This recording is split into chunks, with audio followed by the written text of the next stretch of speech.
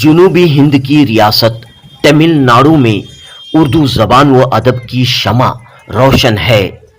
उर्दू किताबों की इशाअत का सिलसिला जारी है।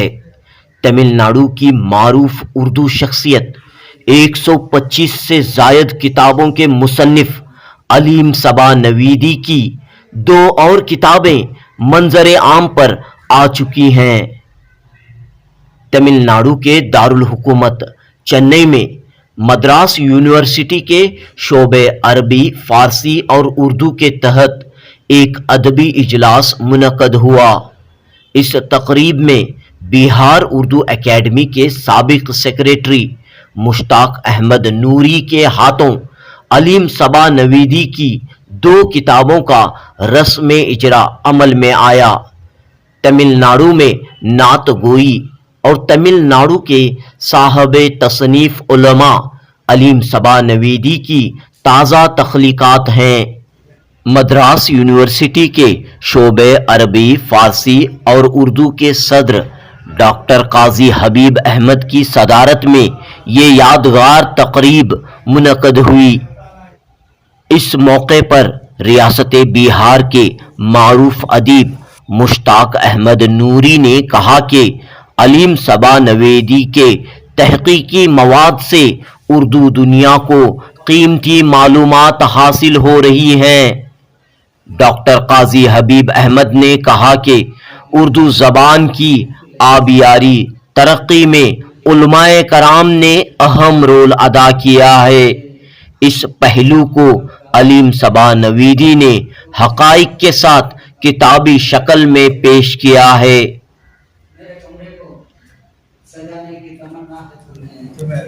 मेरे कमरे को सजाने की तमन्ना है तुम्हें, मेरे कमरे में किताबों के सिवा कुछ भी नहीं।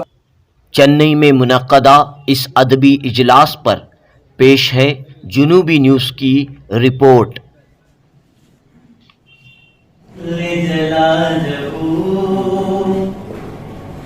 तू हर एक शय से आया भी है, तू हर एक शय में निहा भी है, तू हर एक शय से आया भी है, तू हर एक शय में निहा भी है।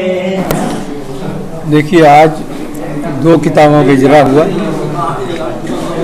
जिसमें एक किताब तमिलनाडु में नात गोई है, जो आम तौर से तो अलीम नवाज सवेदी की किताब है, लेकिन प्रोफेसर सैयद नियाज अहमद जमाली ने इसको तरतीब दिया है।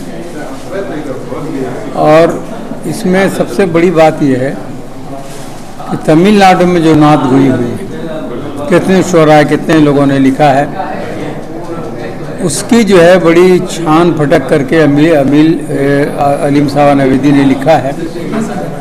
और रसूलुल्लाह के ज़माने में जिन लोगों ने नात गोई की उसको भी पेश किया है। और वहाँ से लेते हुए तमिलनाडु की एक तारीख़ है अदब की, क्योंकि दक्कन से उर्दू शुरू हुई और इन्होंने ये बताया कि दक्कन से नात गोई भी शुरू हुई। तो हम तो नहीं जानते हैं कौन कौन शोरा हैं, एक साथ इतने सारे का सामने आ जाना एक बड़ी बात है और ये एक बहुत बड़ा अचीवमेंट भी कहेंगे इसको।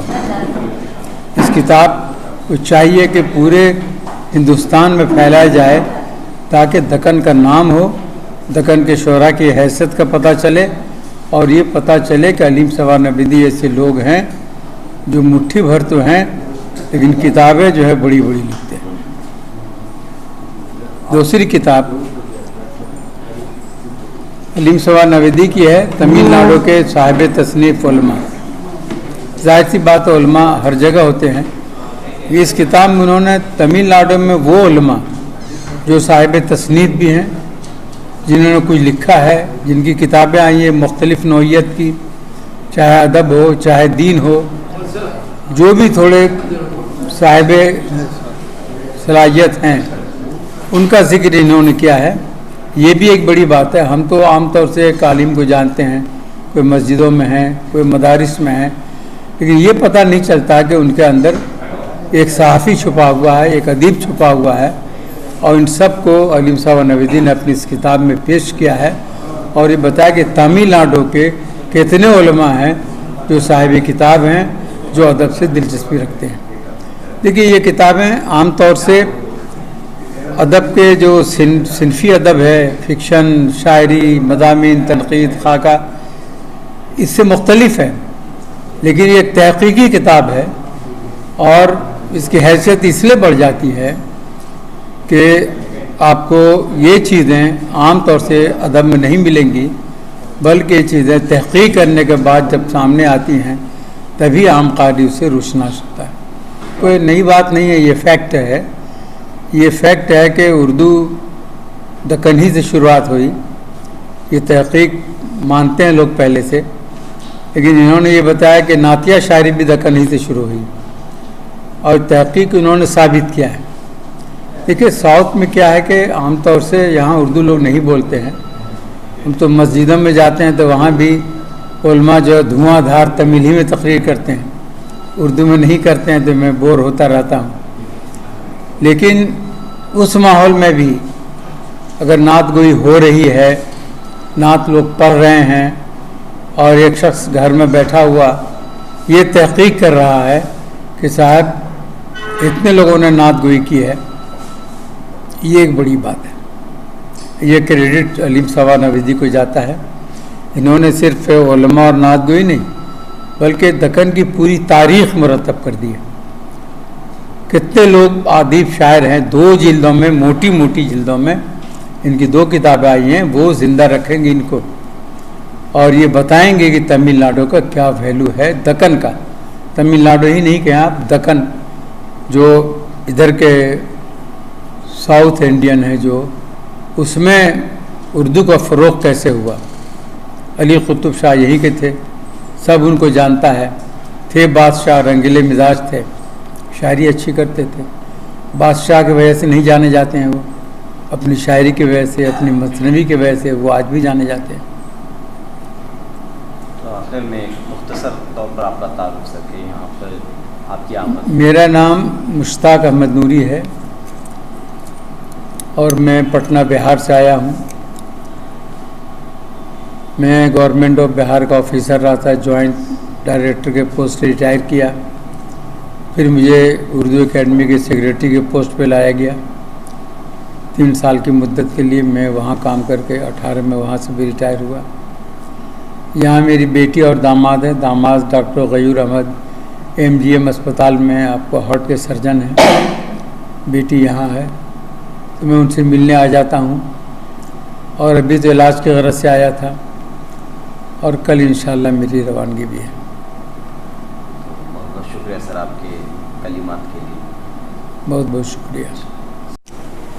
आज जो तकरीब यहाँ मुनाकिद हुई है और इसमें 2 अहम किताबें अलीम सवा नवीदी साहब की मंज़र आम पर आई हैं, उनका इजरा हुआ है। और ये दोनों ही किताबें ऐसी हैं कि दस्तावेज़ी हैसियत इनकी है। और एक तो नात गोई के हवाले से है और नात गोई तमिलनाडु में जो भी हुई है शुरू से 250-300 साल का जो अरसा इस उर्दू का यहाँ रियासत में रहा है। और इसमें जो नात गोई है, इस सब का उन्होंने बड़े जामियत के साथ उन्होंने अहाता किया है, ये बड़ी खूबी की बात है। और दूसरी किताब जो है साहिब तसनीफ़ उलमा, तो यहाँ उलमा हजरात ने बहुत काम किया है। यहाँ चूँकि नवाबान ने आरकाट की हुकूमत रही है और यहाँ फ़ारसी और अरबी का बहुत चलन रहा है और फिर उर्दू ज़ुबान की जो है यहाँ बड़ी अच्छी पेशरफ्त और नशो नुमा रही है। तो इसमें जो उलमा हजरात ने एक अहम किरदार अदा किया है, इस सब का उन्होंने इस किताब के अंदर अहाता किया है बहुत कामयाबी के साथ। सारे जो नुमायाँ और अहम उलमा रहे हैं और जिनकी जो अजीम खिदमत रही हैं, इन सब का बड़ी जामियत के साथ, और ख़ास तौर से वो जिन्होंने लिखने पढ़ने का काम किया, जिनकी तसानीफ़ रही हैं, और इन सब का उन्होंने अहाता किया। एक तरह से ये एक डॉक्यूमेंट्री काम है, दस्तावेज़ी काम है, ये महफूज रहेगा और आइंदा आने वाले मुहक़्क़ीन के लिए ये रास्ता हमवार करेगा। तो बहुत ही अहम काम है। अलीम सवा नवीदी साहब ने तकरीबन हर मौजू पर अदब के किसी पहलू को, किसी मौजू को उन्होंने हाथ से जाने नहीं दिया। सब पे कलम उठाया और हक़ अदा किया। ये जो है अलीम सबा नवेदी साहब की बड़ी अज़मत है उर्दू के ताल्लुक़ से, और रियासत पर उनका बड़ा हक़ है, उनका बड़ा एहसान है। क्या सोचते हैं आजकल जिस तरह से हिंदुस्तान की दूसरी रियासतों में हालत है, वही तकरीबन मद्रास की भी है।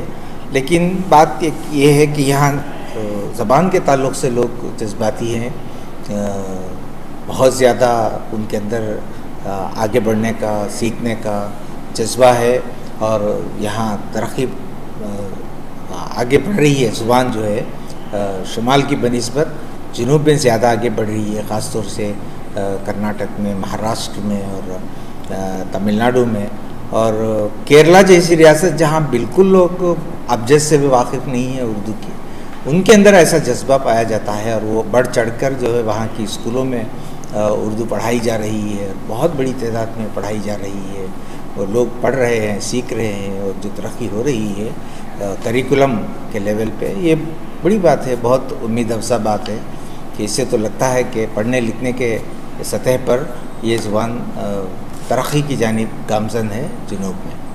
और तमिलनाडु में भी तकरीबन यही सूरत हाल है कि लोग पढ़ रहे हैं, सीख रहे हैं, जज्बाती तौर पर इससे वाबस्ता है।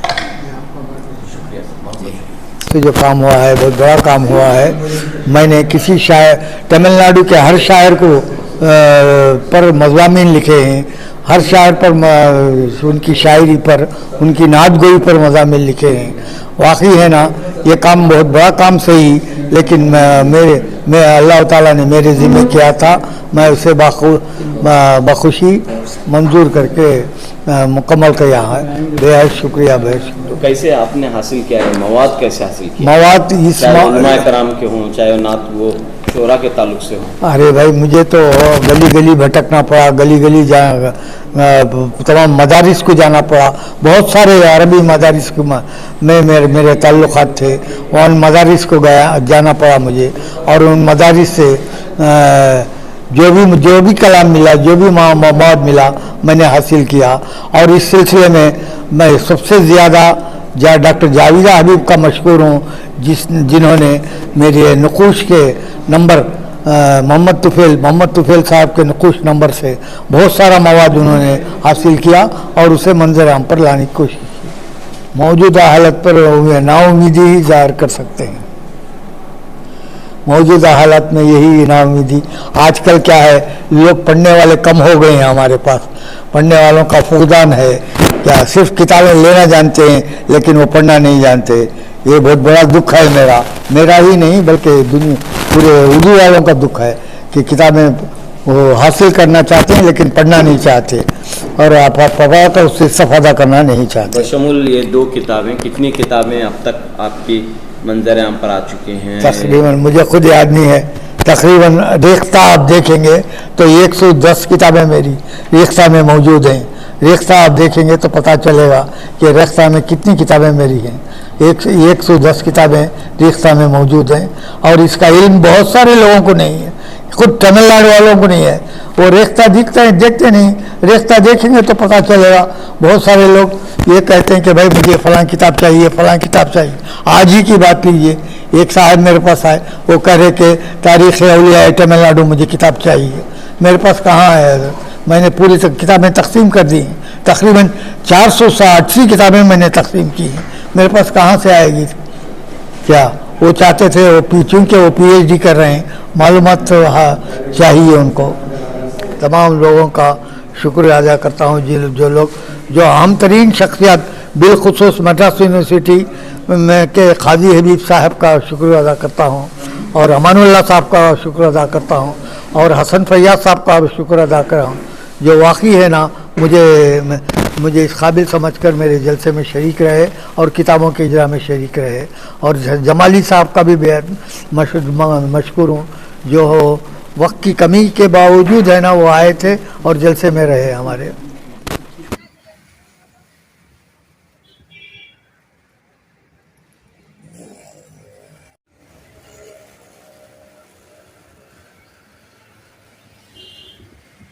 इन्होंने रखा है।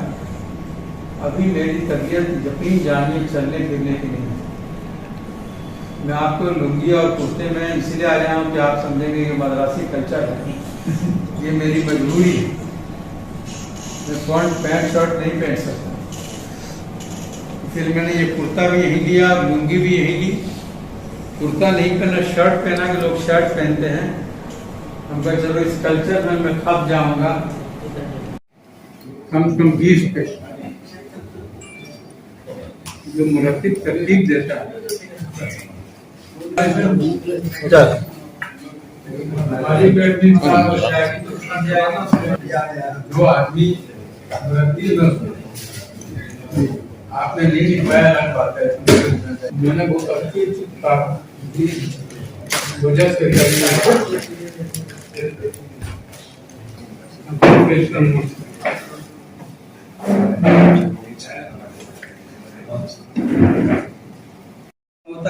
माइक नहीं रखा, यही नेता लोग बैठना माइक में ही बोलना पड़ेगा वो। बहुत बहुत शुक्रिया मुश्ताक अहमद गोरी साहब, आपकी आमद से यहाँ पर बहुत ही अच्छी महफिल सजी है, दौलत की महफिल लगी है। आप